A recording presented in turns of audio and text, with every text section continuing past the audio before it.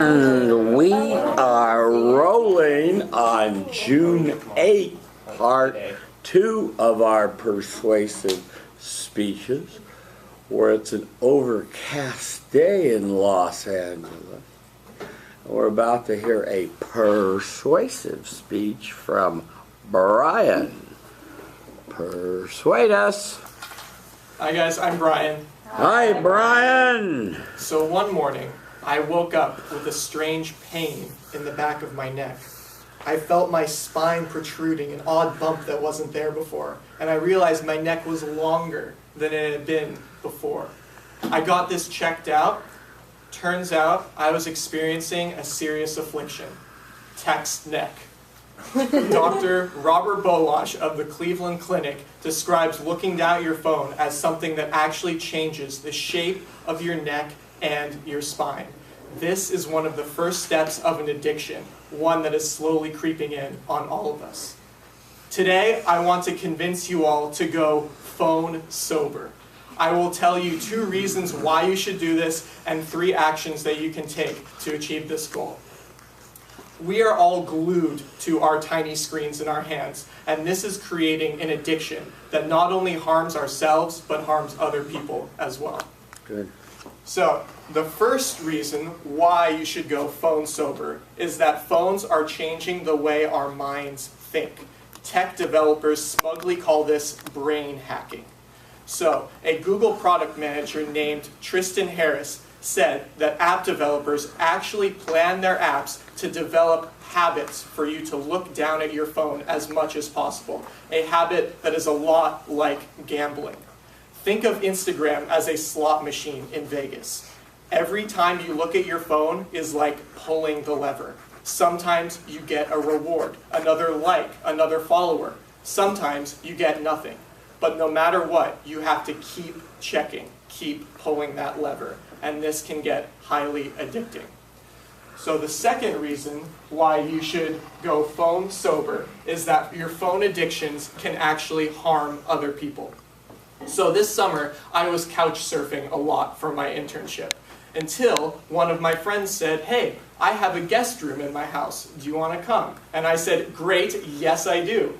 So I went to this guest house, and this guest room, and it ended up being a little odd. I walked in, and there were still trophies up. There was band equipment. There were pictures of friends. It looked like a normal 22-year-old's room, but everything was dusty and unused. Turns out this was not really a guest room. This was the room of my friend's 22-year-old brother, who had died earlier that year in a texting and driving accident. This made this serious issue really hit home for me. As I was laying in that dusty bed, all I could think about was the 22-year-old who could have been there if someone else had not been texting while they were driving and had run right into his car. This is a very serious issue, and that has been proven by the National Safety Council, which says that over 400,000 car accidents every year are caused by texting and driving. 11 teens die every day from this issue. So it is a serious thing to consider. So now that I've told you 2 reasons why you should go phone sober, I will tell you 3 actions that you should take to do this. The first one, you should turn off your pop-up notifications on your phone.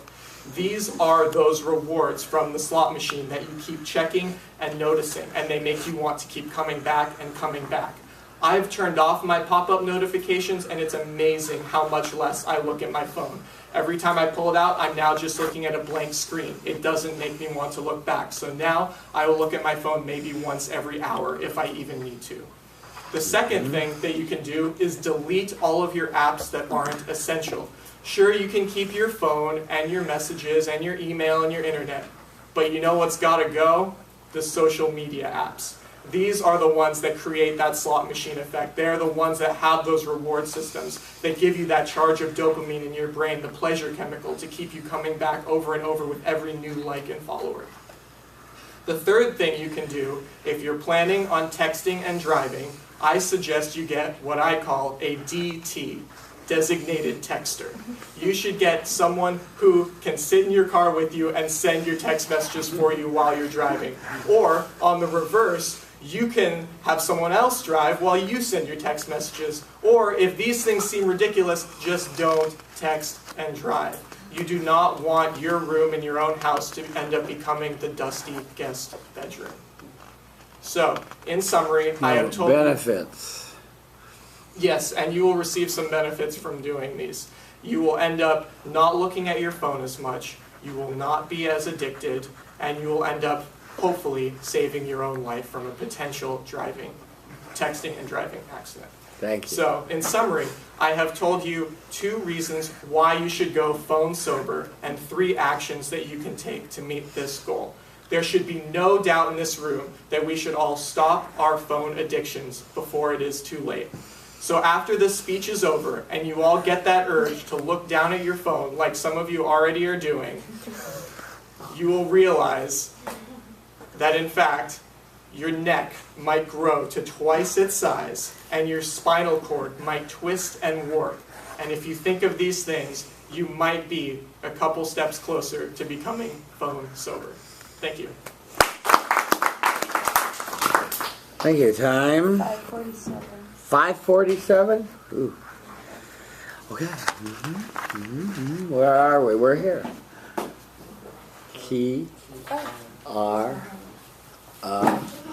Hi everyone, I'm Kiara. Hi, Kiara. I really liked your speech. I liked your topic a lot. And the beginning was really captivating, and yeah, obviously just the timing, but like everything else, but the ideas were really good. Yeah. Very clever, wasn't it? Yes, please. Hi, I'm Malia. Hi, Malia. I also really liked your speech. I didn't see like much wrong with it. I guess you just like kind of forgot the benefits part. Yeah. It was included in my Yeah. action, so No, that's I what kind of added noticed, time. but it didn't I'm like. Yeah. Other than that, and the timing, I think that was great. Also, I really liked your actions, like the text, like designated texter. Like I definitely do that for my mom when I'm home. So yeah. Awesome. Yeah, it's good. Yeah. This was an excellent speech, Brian. Very clever. I'm sorry you went overtime, and there are places you could have picked up the time, but it was really well written and clever. And you have a good writer's knack of turning nice word picture phrases that I like a lot. I like text neck and phones sober and designated texter. Those are all wonderful, creative use of the language. So good. Keep doing that. So, at first I thought, and you did a very nice job of taking us through a very light-hearted look at texting by calling it text neck and then giving us a significant statement, but you didn't seem really serious about it. And then you told us about the Google thing, which we've all heard about, none of us believe, but it's true. Yeah, and then the second reason is where you zapped us because you shifted the tone and focus and grabbed us and got emotional and got an emotional connection there that just knocked everyone's socks off. This is a good technique of playing with these contrasts and emotions. So I appreciate your creativity in playing with them that way. I also liked very much the way you used your vocal variety to emphasize 400,000, 11 each day. It was good. Your actions were all consistent with your approach. I liked I know you thought the benefits were implied, but I like them to be overt. Okay. And your summary tieback was fine. You said stay in time, Remember all the points and use more gestures. How'd it go? Didn't quite do the on time thing, but the other two were. Yeah. That was a simple message, cleverly delivered. It wasn't too abstract, and great emotional connection, and good stories, good storytelling. So, very good job. Thank you.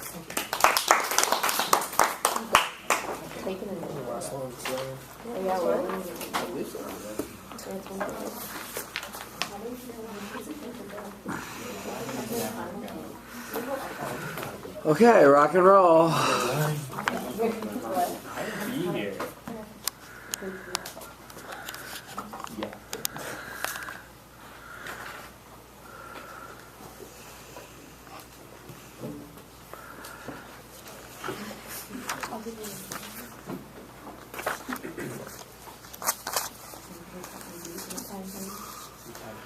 Okay, Luke is trying to get your attention. Communicating respect, not verbally. In the eyes, never front. Say your name, feel the love. Say your speech. Hi everyone, my name is Luke. Hi, Luke. Hi, Luke. Shit. So when I was little, my dad and I played golf together a lot, and on the third hole of our golf club, there's this little man-made pond. And every time that I accidentally hit the ball into the water, my father said that I was allowed to curse. And so you can imagine that this happened quite often. So today, I want to talk to you about learning to play golf. There are 2 reasons that I want to persuade you to learn how to play golf, and 3 actions that you can take, as well as benefits that will occur if you learn how to play golf. Learning how to play golf is very important because there are so many more things that can come out of playing golf, and most of these things are very, very positive. It will give you a lot in your life. First reason that I want to persuade you to learn how to play golf is that it relaxes you. Simon McLaughlin of The Australian, he's a sports writer for this newspaper in Australia, writes that according to research reported this week, Australian adults who play golf are less likely to experience depression, anxiety, stress, or panic attacks. The study shows that between July 2015 and June 2016, 25.8% of Australians experience stress. But if you play golf, that number drops to 22.5%. So there is clearly some correlation here between playing golf and not being as stressed. And this really reassures me, because I know that now, oh, wow, something that I already do, playing golf, is positive in my life, and it can really help me. And I think that, it really helps other people as well, as it's shown in Australia. The second reason that I want you to play golf is because of this instance that occurred 2 years ago when I was playing at my golf club. My father and I were playing around, and this new member, whose name was Joe, walked up to us and wanted to play with us. And we said, oh, yeah, sure, why not? Let's introduce him to the club and show him around, tell him what everything's about. And this round turned out to be very beneficial for all of us, because it turns out that he had just moved from North Jersey to Central Jersey, where we live. And he wanted to know about all the different high schools in the area for his kids to go to. And coincidentally, he asked about my high school. So I was able to reassure him, oh, it's a great place, your kid will get a great education, you'll definitely benefit from going to this high school. And because of this round, I learned so much about this man, and my father and I were able to show him around, and it was just, a great day out on the golf course. And this makes me feel very lucky, because I was able to bond with someone over 18 holes of golf, which is about a couple of hours. So we got to know each other very well. You can also take 3 actions to learn how to play golf. The first is that you can take lessons. You can go to the driving range, or you can just go to any golf club, and there will often be a pro who can teach you how to play golf. It's very important to get a lesson at first, because learning how to play golf isn't the easiest thing. I don't want you to become pros right away, but just get out there and give it a shot. The second thing that you can do is you can just take swings in your backyard.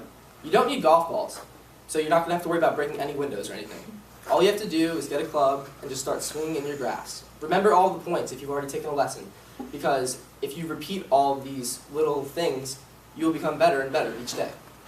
The third action that you can take is that you can practice putting in your bedroom, in your living room, den, wherever.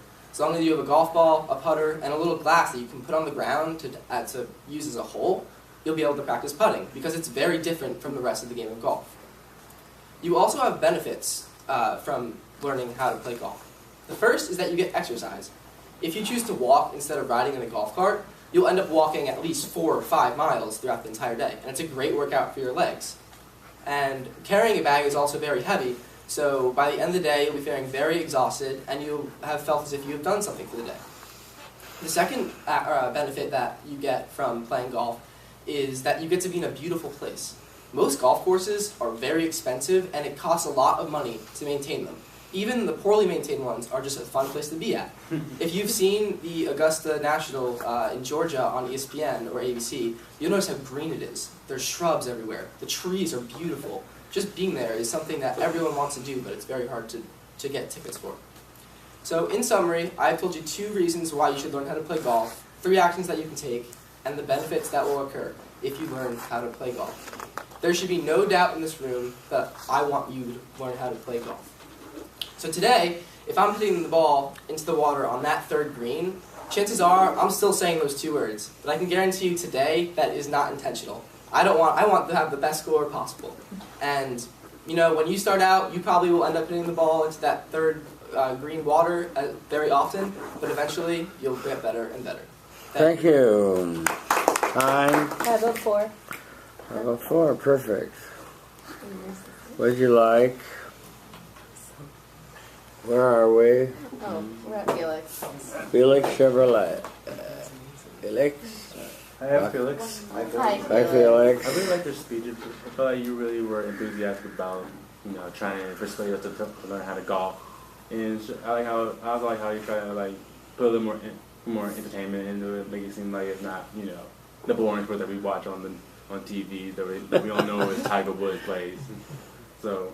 Ooh. Bad example. Okay. Improvement? Isabel.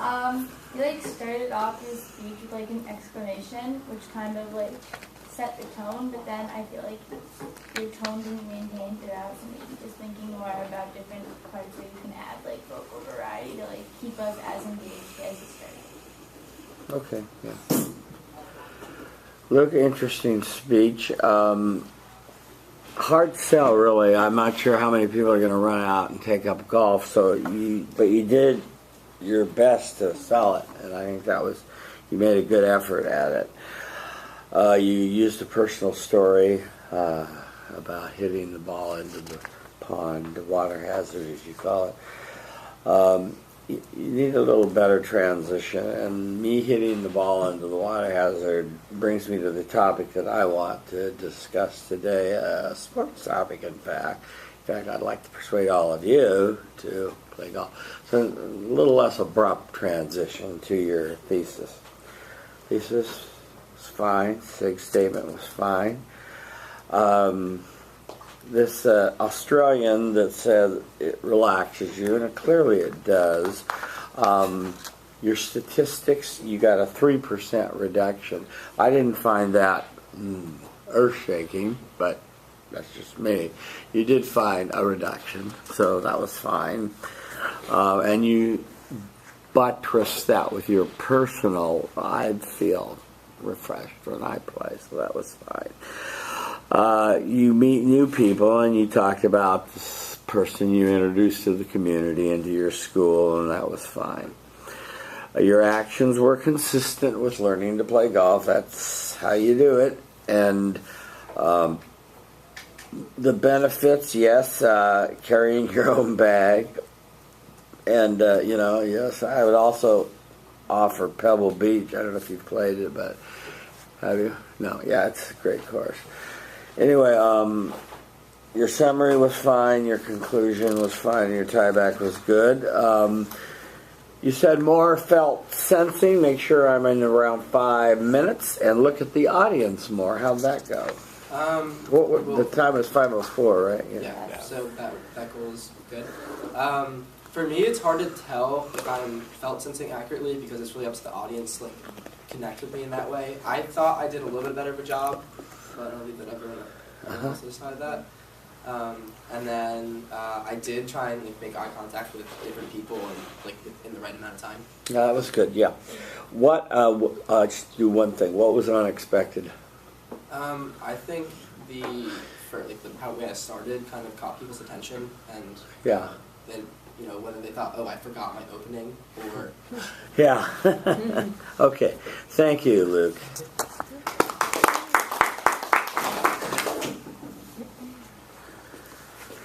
Okay, next.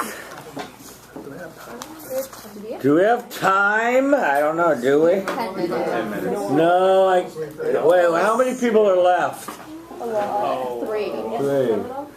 Well, do you want, let me ask you 3, it's up to you 3. I will be here finals week to do them, or you can make other arrangements with me, or you can excuse the other people from coming, or you can, otherwise they can all come back and hear you speak. So I'll let you 3 speak.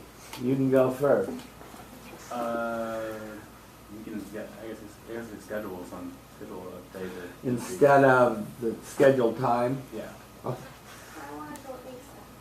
Whatever. I can schedule my own time. I'm fine with What?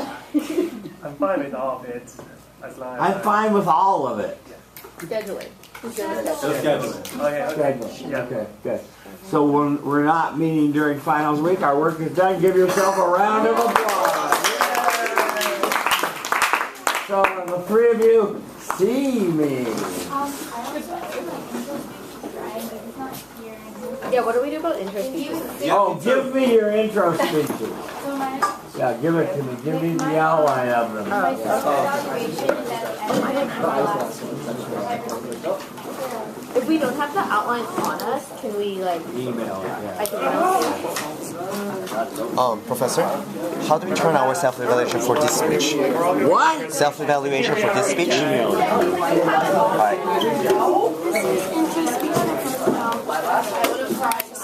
Okay.